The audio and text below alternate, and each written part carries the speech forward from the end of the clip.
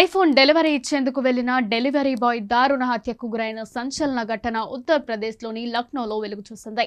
ఇద్దరు వ్యక్తులు కలిసి ఈ దారుణానికి ఒడిగట్టారని తేలింది. నగరంలోని చిన్హాట్ ప్రాంతానికి చెందిన గజనాన్ అనే వ్యక్తి ఫ్లిప్కార్ట్పై 1.5 లక్షల విలువైన ఐఫోన్ ఆర్డర్ పెట్టారు. క్యాష్ ఆన్లైన్ డెలివరీ చెల్లింపు విధానాన్ని ఎంచుకున్నాడు.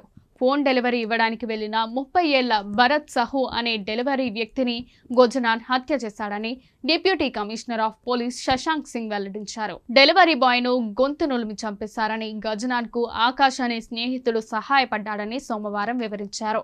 హత్య చేసిన అనంతరం మృతదేహాన్ని ఒక గోను సంచిలో వేసి తీసుకెళ్లి సమీపంలోని ఇందిరా కెనాల్లో పడేశారని అధికారులు వివరించారు. కాలువలో మృతదేహాన్ని వెతికి తీసేందుకు ఎస్డీఆర్ఎఫ్ బృందం గాలిస్తుందని చెప్పారు. సెప్టెంబర్ 23న ఈ మర్డర్ జరిగిందని అధికారి శశాంక్ సింగ్ వివరించారు. కాగా హత్యకు గురైన వ్యక్తి పేరు భరత్ సాహు అని నగరంలోని నిశాంత్ గంజ్ వాసీ నుంచి వెల్లడించారు. సాహు 2 రోజుల పాటు ఇంటికి తిరిగి రాకపోవడంతో అతడు అదృశ్యమైనట్టు సెప్టెంబర్ 25న చిన్హాట్ పోలీస్ స్టేషన్లో కుటుంబ సభ్యులు ఫిర్యాదు చేశారని చెప్పారు. సాహు కాల్ డేటా, ఫోన్ లొకేషన్ను పరిశీలించగా గజనాన్ కు చివరిసారి ఫోన్ చేసినట్లు తెలిసిందని చెప్పారు.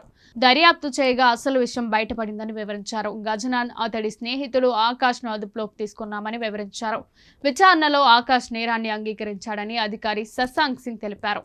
కాలువలోని మృతదేహాన్ని ఇంకా కనుగొనలేదని ఎస్డీఆర్ఎఫ్ బృందం మృతదేహం కోసం గాలిస్తుందని చెప్పారు.